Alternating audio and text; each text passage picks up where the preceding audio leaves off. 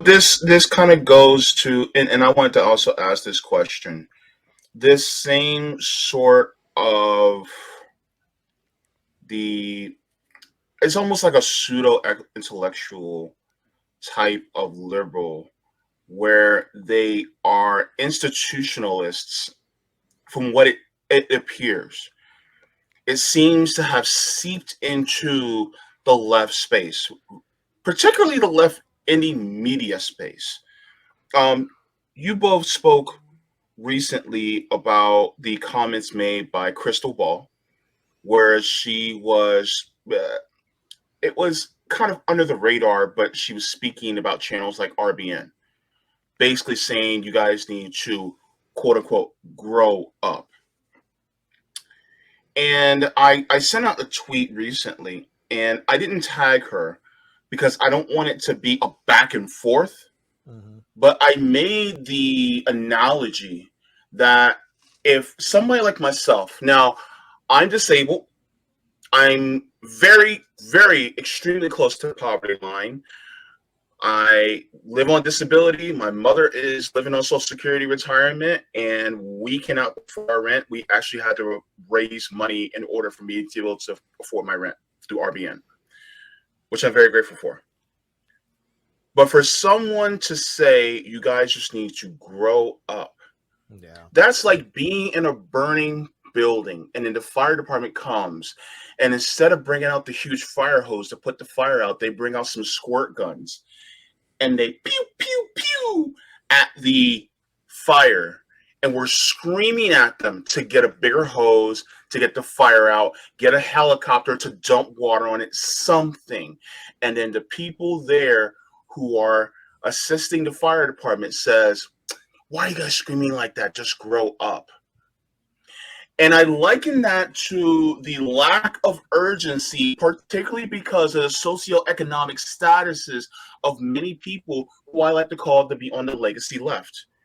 Because of their socioeconomic status, they do not see or feel the heat of the burning building that we are in.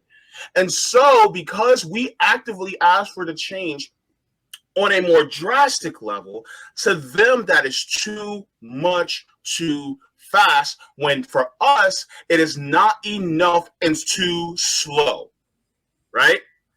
So that's the thing. And I love how you guys were basically picking apart her arguments, basically saying that she just doesn't get it, and to wave your finger at especially Black leftists who are largely poor and working class really speaks to the elitism. And by the way, I have to say this respectfully to Krystal Ball.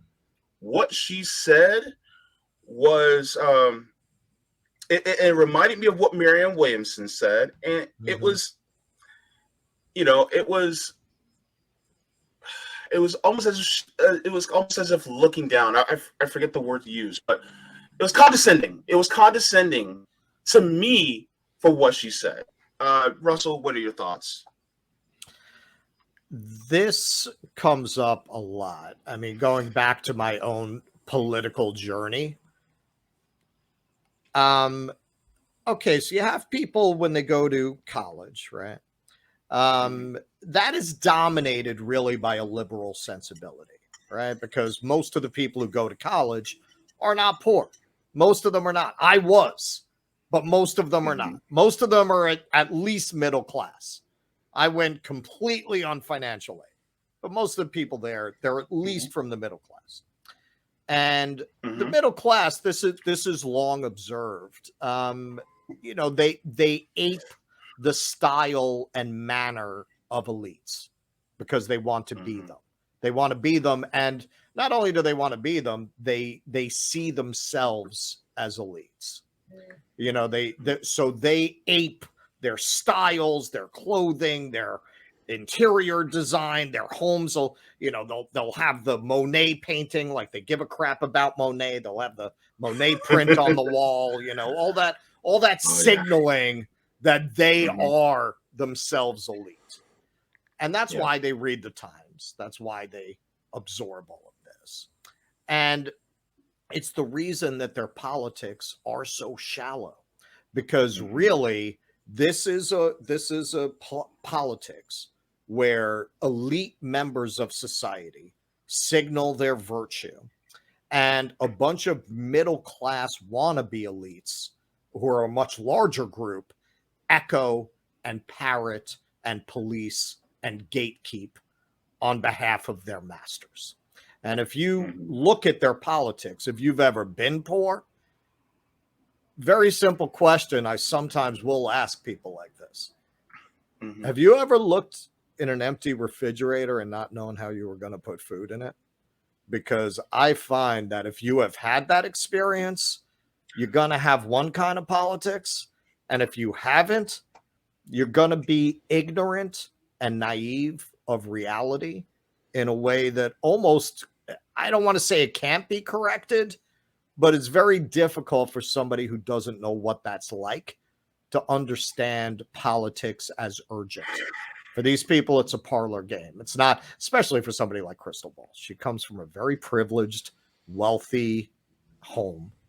And she doesn't know the first thing about why people cannot afford to invest their time and their money, as Nick was pointing out to Marianne Williamson, in some Topanga Canyon hippies vanity campaign. And we in part of our analysis, we didn't drop the whole thing, but part of it we talked about at the end where it got hot.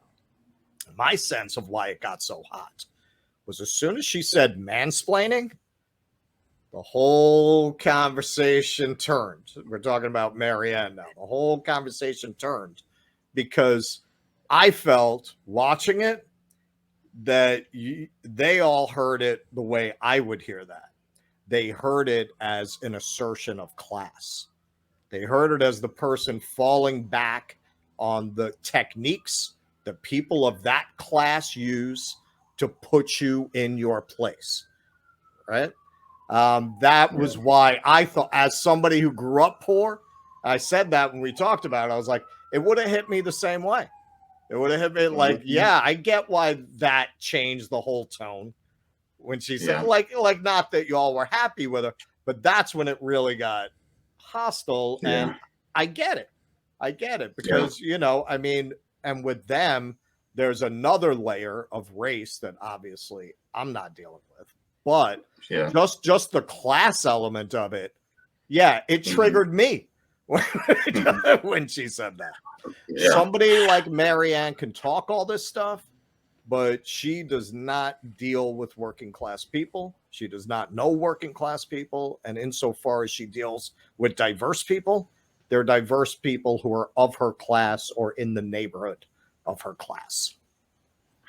Yeah, absolutely. And I just wanted to ask for Keaton, is this dangerous? And if so, and the reason why I'm asking that question is because people like Marianne Williamson and Krystal Ball and Sam Cedar and a lot of these people, they have very large audiences.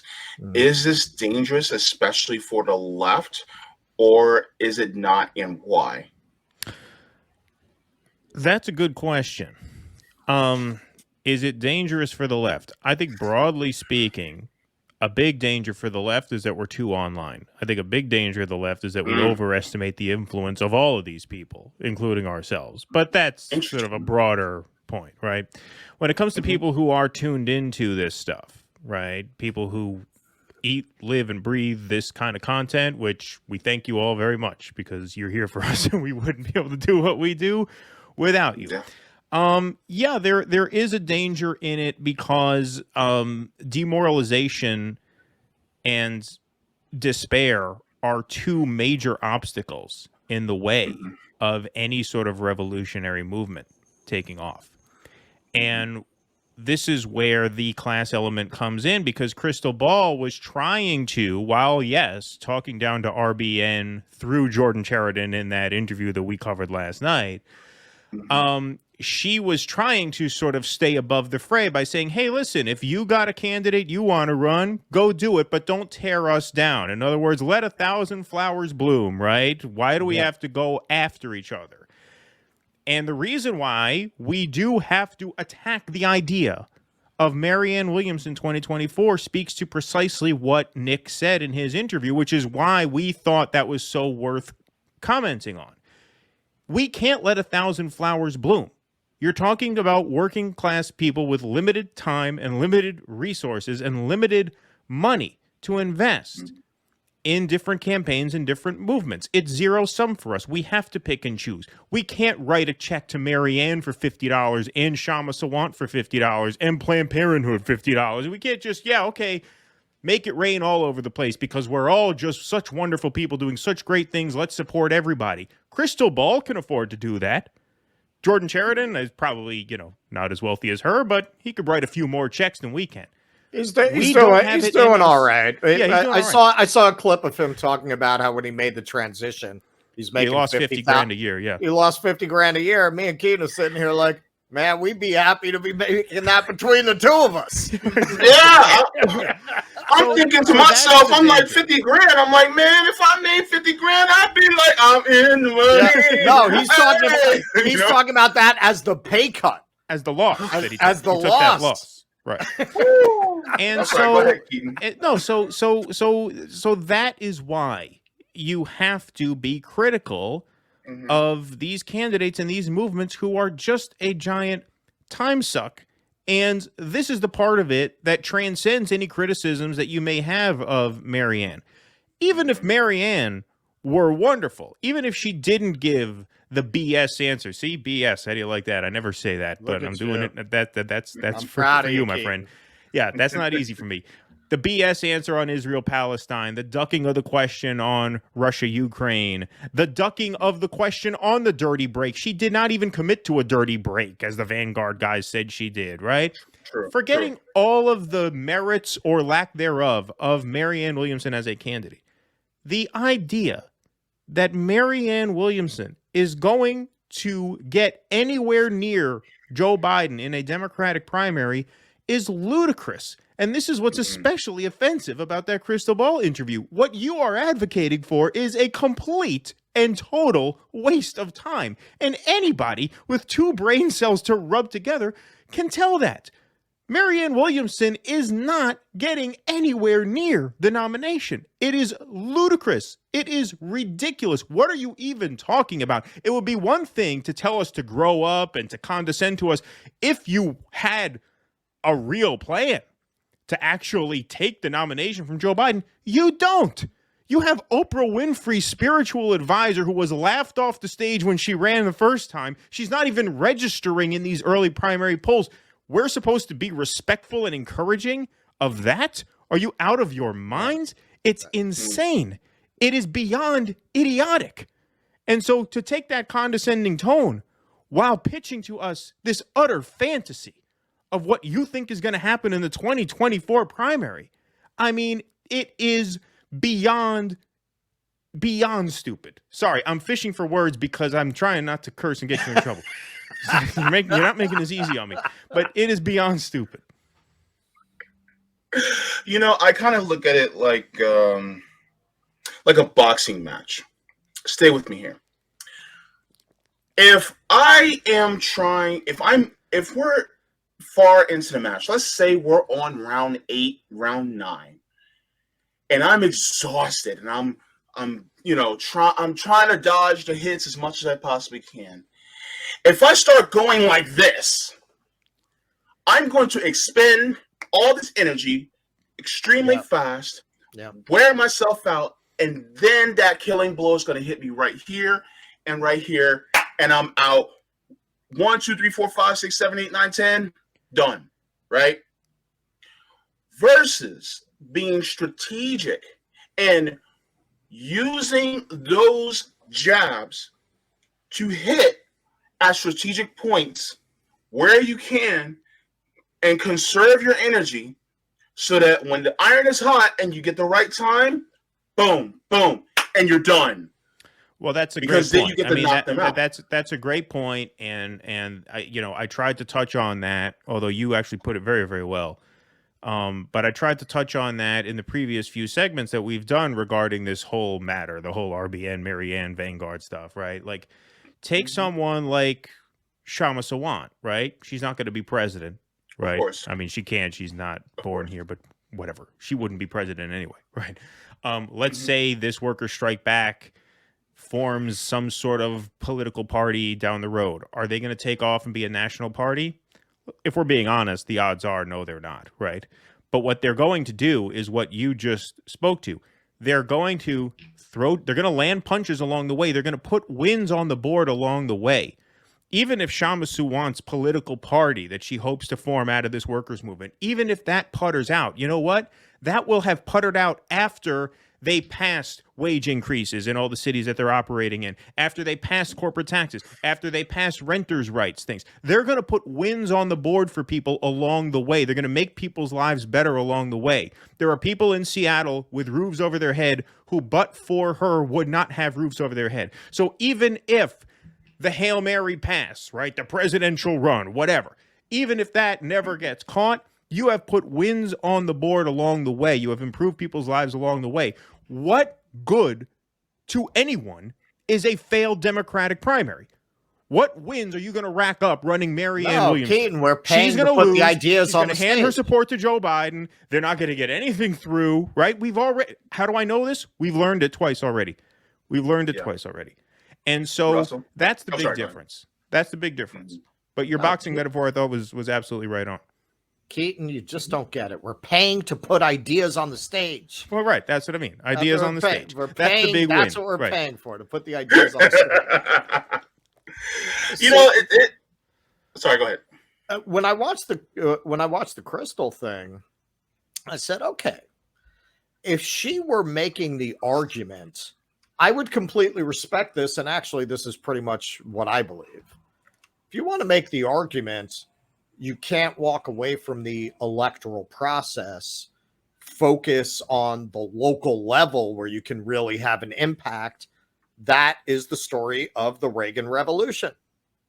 The Goldwater campaign was this absolute catastrophe for the right wing. And they got together building local power and gradually building a bench. It took them 16 years. But our politics has been defined ever since by that presidency. We never stopped living in the Reagan era. That is how successful their effort was. Now, if you want to make the argument, that's what we need to do, and it involves electoral politics, that's fair. I agree with that. I don't think that's the only part of this. I think you need to organize unions. You need to rebuild labor power. But okay, that's that's not what she's arguing. She's arguing for the vanity campaign of a rich hippie. That is not more realistic than what she's dismissing. Okay. So just so that people have an awareness of what exactly we're talking about, I'm going to show this. I'm sorry, guys. I know this is going to be painful for many, but and I also have a very interesting question to ask you after the end, because this is a question that a lot of people have not asked yet, but it's going to be quite ironic to ask this question. But let's give people a chance to hear exactly what was said so that they have context. But what do you say to people who are critical of Marianne or anyone that's going to run again within the Democratic Party? I think you put it perfectly, Jordan. How did Bernie Sanders do? How close did he get to the White House? How close did the Green Party get to the White House? It's simple. I mean, we don't have to, I don't know if people have noticed, there's a lot of crises going on in the world. There's a far-right movement basically trying to end democracy in our country, where people are suffering every single day. We've got a climate crisis that's unfolding. I mean, continued insane instances of police brutality that just make you want to weep and scream and your stomach churn. And they want to wait around for some theoretical revolution. I'm sorry, grow up, get serious. This is a actual path to having an impact on the issues that you claim to care about. Now, if you've got another candidate, you got another strategy, please, I'm all ears. But the reality of the American political system today is we have a first past the post voting system that makes it virtually impossible for third-party candidates to compete. Do I wish we had ranked choice voting? Yes, we should push for that. Do I wish that we had a different political? Of course I do. That's not reality. So we can either grow up and get serious about actually wanting to have power in order to impact the issues and the people that we want to have an impact on, or we can sit around and talk to each other and make videos, trashing people who agree with us on 95% of the issues and pretend like they're horrible people. We can do this like internecine circle jerk forever, or we can actually get serious and have a plan and try to do something. Oh, I thought I was the only one that calls it a circle jerk. I stole that from you. Sorry, Jordan. Just a handful of bullshit on the left. That's it. And I've like been nice about it for a long time, but at some point I'm like, look, let's grow up and be real about the political system that we operate in, and not have some like, imaginary theoretical revolution that's going to happen at some point in the distant future. We don't have time for that shit. Like, stop tearing down people who are actually trying to do something. If you've got a different plan, be my guest. Go it. Put up your candidates. Run your race. Whatever you're starting, go do it by all means. But I'm just not going to sit by and watch people trying to tear everybody down who is interested in having any kind of positive impact. I think there's another. Just a question to Keaton and Russell. Is that political nihilism? I mean, I think it's political stupidity. I mean, it's hard to know what's in their head. I understand what you mean, but it's hard to know what's in their head. They seem convinced that Marianne Williamson has some kind of chance, which goes back to what I said before. She doesn't. It's just so unthinkably stupid to me. It's hard to even respond to that question, because to me, I can't get past the point of wondering what the hell you're even talking about. You're talking about a candidate who was laughed off the stage last time, who's not even registering in these primary polls despite Biden's vulnerabilities. So what are you even talking about? In practice, the results, yes, to try and answer what you asked me, the result will be more nihilism and more despair, because the nihilism and the despair, the hopelessness that people felt after that Bernie 2020 campaign, I mean, that was a tough summer to endure, man. It just really was. We thought, we were all dumb enough to think, hey, Bernie's going to win the primary this time. Then we all know how that ended. 6 weeks after that, we had to watch George Floyd get choked to death under the knee of a fascist murderer cop for 9 minutes. Yeah. And then we saw people flood into the streets. We saw all this energy out there to try and do something. Meanwhile, all that is happening against the backdrop of a presidential election that is emblematic of the status quo. And so, yeah, that was a really, really difficult time to endure. That is enough to make a lot of people very nihilistic. And to the extent that people believe those two and get invested in Marianne Williamson only to have their hopes dashed again, with each of these defeats, people check out more and more and more. Now, thankfully, I doubt anybody, I shouldn't say anybody, I doubt a considerable number of people are actually going to ride off to Iowa and New Hampshire and South Carolina and canvass for Marianne Williamson. Like, thankfully, I'm optimistic in the sense that I don't think people are going to fall for that in great numbers. And the people who do, I'm sorry, you deserve to have your shoes wet. Like, because that's all you're getting. All you're getting out of a trip to New Hampshire in January to go door to door for Marianne Williamson is wet shoes. And so, I'm sorry if that wasn't a fully satisfying answer, because to me, it doesn't even get to the point where you think nihilism or not. It's just so dumb. It's just so ridiculous that they are pitching this as a remotely viable option. I think their theory is that I can't believe that they think Marianne Williamson would win. I think that their theory is that this is like taking the battering ram to the gate. It gets weaker every time you go at it. So we charged it twice with Bernie, and we have to keep hammering at it, and eventually we're going to smash it open. I think that's their theory. I will give them enough credit to assume they are not dumb enough to really believe that Marianne Williamson would be the nominee. My prediction, if she actually goes through with this, is that she never even makes it to a primary, because there is no energy to support that. I don't think she's going to run, man, if I'm being honest with you. This is an she's exploratory getting committee. So much hostility, but I don't think she's going to decide. I think she's going to realize this ain't going to happen. Yeah, I mean, I think this is all going to be moved fairly shortly. I think you're right. Well, maybe it's just the radicalness in me, and I've become more radical since being on RVN. But every single time I hear more and more about electoral politics and how it feels like just a delaying of the inevitable, I feel like I'm turning more into Rome every single day. I'm like, you know what? Bump this. Let's just go straight for revolution. Because every single time someone is like, well, all we need to do is get these wins, there's more of a capitulation towards fascism. Each and every single time. Each and every single time we want to project our voices and express our First Amendment rights, it gets cut. Every single time we want to even express our Second Amendment rights, that gets cut. We get habeas corpus cut. We got more bombings in countries. And so every single point, like for instance, and then even when we go, okay, let's start building up unions. Next thing you know, more laws against unions. Boom, cut. They're going to start doing the same thing that they are doing in the UK, that if you workers go on strike, then you're going to be sued for the lost income that place of business has lost. So now they're going to be going more against unions. So it seems like every single time we try to go the legit route, we get hit off. We got cut off at every single point in turn. I'm getting to the point where it's like, you know what?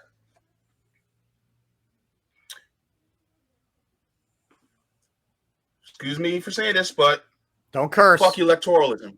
Oh, I did it. That's all right. We're 45 minutes in. They're not going to pick that. Yeah. Fuck electoralism, because the thing is that this is it's almost like a way to ease people into not doing a revolution. Well, if we do a revolution, then something bad is going to happen to people. And it's like, yes, something bad is going to happen to people. But the question is, if we continue the route that we're going, is it going to continue to happen to our people, or is it going to happen to the oligarchs? Which group would you rather something bad happen to? Would you rather something bad happen to innocent people who have nothing to do with this, or to the oligarchs who are actually perpetuating the violence that we see? And by violence, I also mean homelessness, housing, hunger. I'm also talking about the climate emergency. I'm also talking about the bombs. Right now, we have a proxy war that's going on in Ukraine against Russia. We have a proxy war going on against Yemen through the Saudi government. So we constantly are doing this, and now we're about to get into some asymmetrical warfare with China. Really, I'd rather use revolution as a self-defense to preserve the life of people. And so when people like Krystal Ball say, grow up, yes, let's grow up. Let's get away from this certain type of thinking that anything can be done with a country. And look, how many of us question the actual legit democracy of this country? We do. We question it every single time. Yeah. Right? So if we're questioning it, that means that we're probably too late and it's already gone. Yep. Yes. Am I making sense, or am I just saying No. I crazy mean, look, stuff? what the example that strikes me as being, perhaps even most relevant now, especially given the events of the last week or so, is what's went on in terms of the cops these past few years, right? Yeah. When the George Floyd protests filled the streets, you had not just Democratic politicians do the Kenty cloth stunt, right?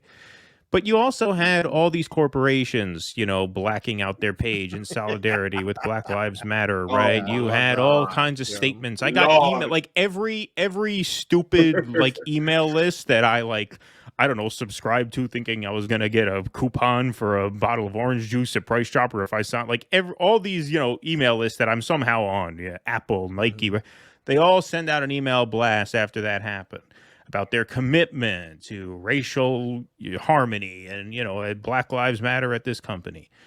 They were all for that until there was an actual demand. Once a demand arose from that movement, defund the police. If police are going to abuse their power, we have to take some of their power away. The way you take power away in this country is you take money away, right? There's a capitalist system. Yes. Money is power. So if you're going to take power away from a group of people, you're going to have to give them less money. A very simple, very rational, very straightforward, common sense demand. If the Scorpion unit in Memphis cannot be trusted not to pass a man around and beat on him until he dies, then we have to pull the funding from that unit. That's very simple. There's nothing radical about that, right? But that is an actual demand. Once an actual demand was made, the gatekeepers of the political system said, well, no. No. Yes, Black Lives Matter, but we can't give in to the demands of the Black Lives Matter movement because that's just not practical. That is just too threatening to the system that benefits us. And so, by the time you realize this, of course it's too late. And so you're right. Mm-hmm. I mean, that's all. Yeah, that's all I got on that. We had this very unique window, roughly in the post-war period, could argue into the 70s, where you had about as much democracy as a society has ever had. As much democracy, and with drastic flaws, with groups left out, not being able to fully exercise their rights. But to say, okay, well, that means it wasn't a democracy. Well, I mean, the Romans and the Greeks who invented it had 20% of the population that could vote. So it was, I think a lot of times when people look at that, I often think of something that Anthony Burgess said. Humanity is a bad lot. Humanity has taken a very long time to even not be as horrible as it once was. That was a window where things with humanity were moving in the right direction if what you believe in is people being able to exercise control over their government and control over their society. Starting with Reagan, really. And of course, there are things going on in the 70s that lead to that. Within the left too, the New Democrats that would eventually yield Bill Clinton. There's stuff going on in the 70s whose effect is really, this democracy thing has gone too far. We need to pull more power back to money and corporations. And they have succeeded. And now we're in this period where this technology took them by surprise at first, the internet and social media, where it was this incredible democratizing platform where anybody could have a platform and a voice. They can't have that. They cannot have that. So what you're seeing right now, the way they threw the ick on free speech, where the people who ironically are the most anti-free speech have been traditionally the defenders of free speech, the liberals, right? These were the ACLU people, and all of a sudden now it's a private company. It's a private company. They can do what they want. All of a sudden they're libertarian when it comes to shutting down people's speech. So look, if you look at the big historical picture, we had this little window where things were unusually democratic, which is not to say democratic, but unusually democratic relative to the history of empires on this planet. And now that is coming to an end. And that is for various reasons. I am convinced Ron DeSantis is going to be your next president. And that is pretty much going to be all she wrote. And I do believe part of that as well is on the left, part of this whole new Democrat thing was to shift the definition of what being left was to identity politics as a smokescreen for their lack of an economic policy agenda. And that is a very unattractive agenda. Look, people want to unify. They don't really want to live in a constant state of tension of all against all. So that actually, you don't undermine fascism by promoting identity politics. You empower it because you make its vision of a unity of purpose attractive by comparison, right? We all are part of something, right? When society stopped believing in that, and it doesn't matter what the belief is. I'm not saying it's necessarily always a good belief that the society has, but once a society doesn't believe in anything, once a society does not have a unifying principle, people break down into tribes. And that we're doing that in a very unique way in the decline of the American empire. But that's typical at the end of empires, that everyone kind of splits off on their own because they no longer have Rome. They don't believe in Rome anymore. They've developed a cynical relationship to their own institutions. Well, I'm sorry, go ahead. I think that's why Trump did better. Nobody can figure out this mystery. Trump did better with non-white voters than any Republican since Nixon in 1960. That is my explanation. The left has made itself so repulsive by abandoning economics in favor of identity that they made him look attractive by comparison to a lot of people. Not everybody, but to enough people. Well, I just wanted to implement this because I wear a few identities. You know, I have that hat, so to speak. And one of the things I think, and I tried to convey this to my audience, is that when it comes to the identity politics, the identitarian ideology that they push, it really is the culture war. There's two culture wars. There's the culture war on the liberal side, and there's culture war on the conservative side. Absolutely. And one thing that a lot of people don't realize is that neither one of those parties or those sides, because I put sides in air quotes because they're really all on the same side. Neither one of those sides really